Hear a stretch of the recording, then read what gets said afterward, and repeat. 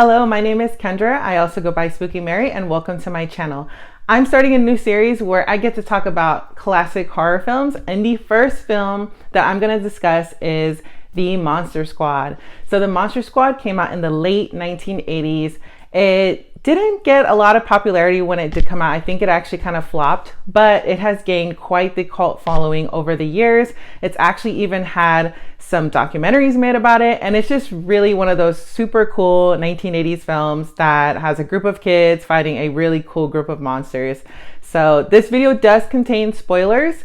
So if you haven't seen it and you don't want to be spoiled, please drop a like and subscribe and come back later. So let's get into it. This film was released in 1987 and stars Andre Gower, Stephen Mott, and Robbie Kiger. The movie follows a group of kids who are totally obsessed with monsters. They come across a journal that is written by none other than Dr. Van Helsing. Once they're able to read the journal, it is revealed there is an amulet that is responsible for maintaining the balance between good and evil.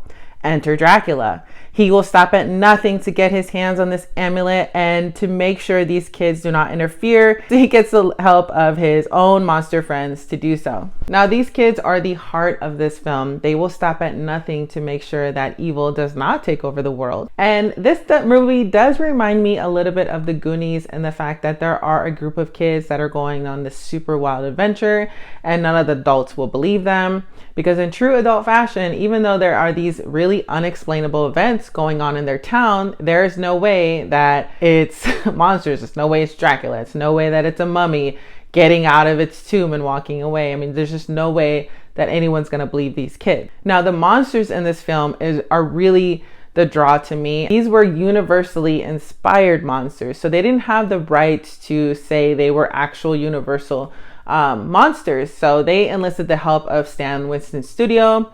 So Stan Winston Studio is a huge special effect makeup artist. They are responsible for movies like Terminator, Predators 1 and 2, Pumpkinhead. I mean, the list goes on. The makeup in here is incredible. I mean, each monster, even if you had them in their own movie now, I feel like it would still hold up today because the makeup is done so well. We don't get a whole lot of backstory on these monsters, which honestly you really don't need. They're there for one thing and one thing only, and that is to literally consume the world of evil.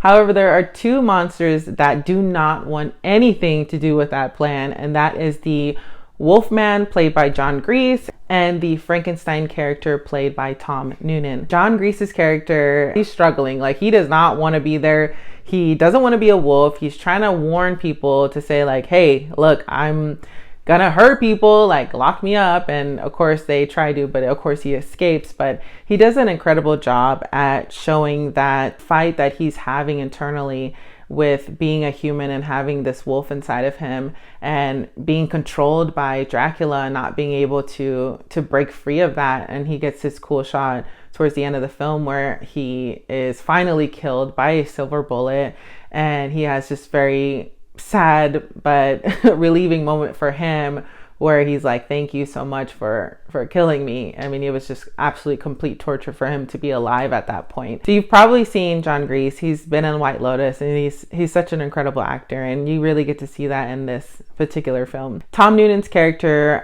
the Frankenstein, he is also a complete masterpiece because he bridges that gap between the Monster Squad and the monsters by having a really tender and endearing moments throughout the film, because of course he doesn't want to be there either. And as we know, Frankenstein, he's not a monster. The society makes him out to be a monster, but he really isn't. He's just trying to figure out the world himself, and he's so sweet and innocent. And Tom Noonan does a really great job in capturing those moments throughout the film. This movie definitely has some really cool layers to it. It's not just always about them going in and fighting and killing the monsters and then that's it. It does have those really peekaboo moments where you get a little touched here in your little soul. So thank you so much for watching. I appreciate you being here. This movie right now is streaming on Paramount Plus, so you're able to watch it now. If you enjoyed watching this video and would like to hear me talk more about horror films, please drop a like and subscribe. Also, let me know in the comments what other movies you would like me to talk about next. And thank you so much for being. I hope to see you here next time. Bye.